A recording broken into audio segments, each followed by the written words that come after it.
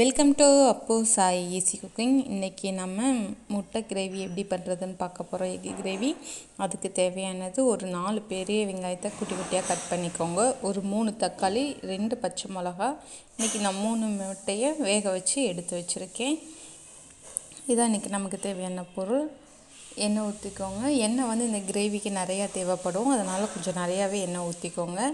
கடுகு, இதுக்கு லைட்டாக தான் நம்ம தண்ணி சேர்த்துக்க போகிறோம். அதனால் எண்ணெயில் தான் மோஸ்ட்லி எல்லாமே வதங்கணும், அதனால் எண்ணெய் நிறையா சேர்த்துக்கோங்க.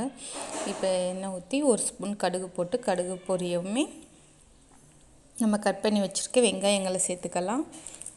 வெங்காயத்தை சேர்த்து நல்லா வதக்குங்க, பொன்னிறமாற அளவுக்கு. இதுக்கு இஞ்சி பூண்டு பேஸ்ட்டோ எதுவும் தேவையில்லை. இந்த கிரேவிக்கு தேவையான அளவுக்கு உப்பு போட்டுக்கோங்க. கொஞ்சம் கம்மியாகவே போட்டுக்கோங்க, ஏன்னா நம்ம ஆல்ரெடி சிக்கன் 65 மசாலா வேறு இந்த கறிக்கு சேர்க்க போகிறோம். அதனால் கொஞ்சம் கம்மியாக சேர்த்துக்கோங்க உப்பு, வெங்காயம் வதங்குற அளவுக்கு மட்டும். வெங்காயம் வதங்கவும் 2 பச்சை மிளகா போட்டு தக்காளி சேர்த்துக்கோங்க. கட் பண்ணி வச்சுருக்க தக்காளியும் நல்லா அந்த எண்ணெயிலே நல்லா நமக்கு ஒரு கிரேவி மாதிரி வர்ற அளவுக்கு நல்லா தக்காளி வதங்கட்டும். பாருங்கள், இப்போ நல்லா வதங்கிருச்சு நமக்கு. இப்போ வந்து நம்ம அந்த சிக்கன் 65 பொடி மசாலா இருக்குல்ல, அது சேர்த்துக்கலாம். நம்ம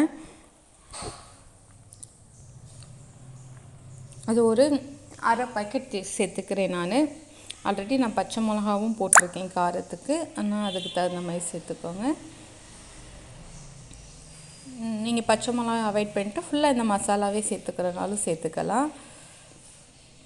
இப்போ மசாலாவோட பச்சை வாடையெல்லாம் நல்லா போகட்டும். லைட்டாக மட்டும் தண்ணி தொளிச்சு விட்டுக்கோங்க. அப்போ தான் நமக்கு அந்த மசாலா நல்லா வெந்து கொஞ்சம் இதாகும்.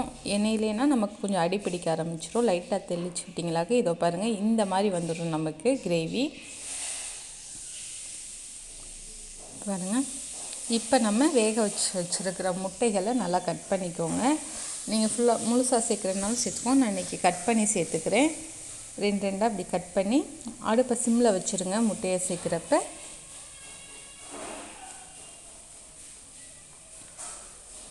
கட் பண்ணி அது மேலே இப்படி கொஞ்சம் அந்த அந்த முட்டை மேலே அந்த கிரேவி கொஞ்சம் எடுத்து கொஞ்சம் கொஞ்சமாக மேலே ஊற்றிட்டு ஒரு 5 செகண்ட் மூடி போட்டு மூடி வச்சுருங்க. அப்போ தான் நமக்கு அந்த மசாலாலாம் உள்ளே இறங்கும். ஃபைனலாக கொத்தமல்லி தழை தூவி அப்படியே இறக்கிற வேண்டியதான். இப்போ நமக்கு சூப்பரான சுவையான எக் மசாலா ரெடி. கண்டிப்பாக ட்ரை பண்ணி பாருங்கள். தேங்க்யூ.